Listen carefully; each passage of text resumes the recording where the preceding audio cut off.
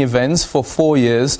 This is including next summer and winter Olympics and the 2022 Soccer World Cup for tampering with doping tests. For more, we are now joined by SABC's Moscow correspondent Cullen. Good evening, Ross, and welcome to The Full View. Did it come as a surprise at all? Thanks, Aldrin. No, not really a surprise. We'd expected this announcement, and I think Russia had been bracing for these endorsements from WADA. It asked its compliance review committee last month to come up with some sanctions that could possibly be imposed, and it took just an hour today to decide to go ahead with the full endorsement of those sanctions. So a 4-year ban on Russia competing in global sport, takes in world championships like the Football World Cup in 2022, takes in the summer and winter games in 2020 and 2022. And also we've seen that there's no real sense that Russia would be able to take part under the neutral flag just automatically. It's going to take this case to the Court of Arbitration for Sport next. It's got 21 days to file that appeal, and that will be the next stage. But the question is really for those Russian athletes who want to take part, who are clean, who've been vetted, and who can take part in the Olympics, as they have done so in 2018 under the OAR, or Olympic Athlete from Russia, that neutral banner. Will they be able to do so? And possibly we might even see a neutral team taking the field in Qatar for the 2022 Men's Football World Cup.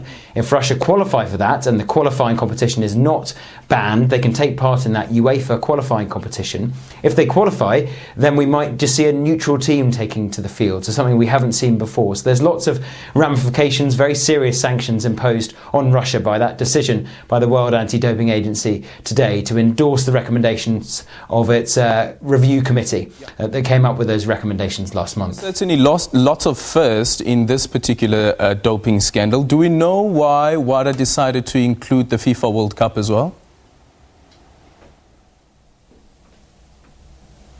It said it would not include continental competitions. So for Russia, that involves European level. That's why the Euro 2020 competition, the pan-European competition, which is taking place in many host countries, including Russia, that's why that's not included. So Russia can still take part in the 2020 European level men's football championships, with 3 games hosted in St. Petersburg here in Russia, and possibly a quarter-final as well. It cannot take part in world level, so world title championships, Olympic title championships, and that's why the qualifying section of the World Cup is excluded from the ban, but the actual finals part of the World Cup in Qatar is included. So it is quite a complicated picture. Of course, we could have Russian athletes representing the football team, but not under the Russian flag, not with the Russian national anthem, not under the infrastructure, Aldrin, of the Russian state. It would have to be under a neutral banner that we could see that take place at the Football World Cup.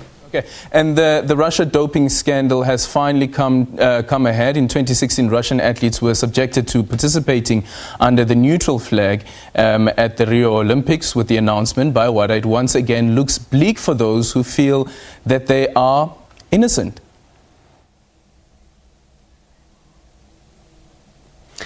Yes, there's not been a blanket ban.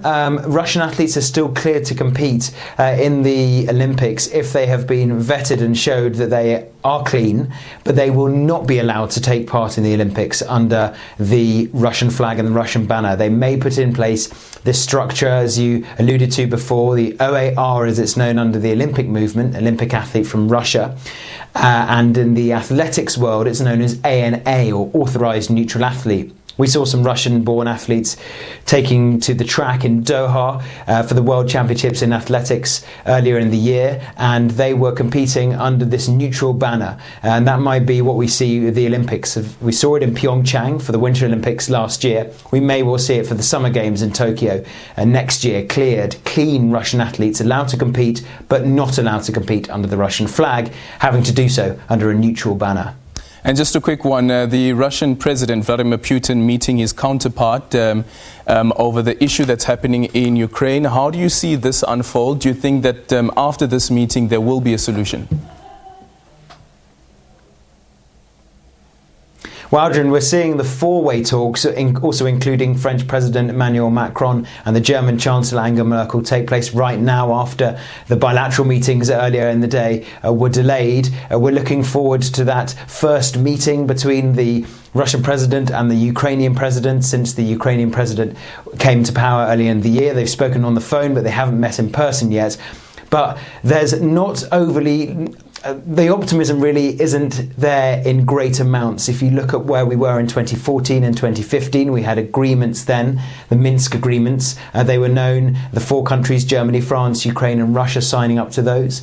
There was also the idea from the German president Steinmeier. He came up with the Steinmeier formula for local elections in that area of eastern Ukraine where the war's been going on. But more than 13,000 people have died, of whom more than 3,000 were civilians. We've seen nearly 9,000 civilians injured, 1.5 million people displaced. And after those two negotiations that I alluded to earlier, they don't seem to have worked entirely. There's not so much optimism that this Normandy format that we're seeing take place in Paris on Monday can provide the answers. Of course, we're hoping that it can provide the answers, but it may not be able to do so going by the previous negotiations we've seen.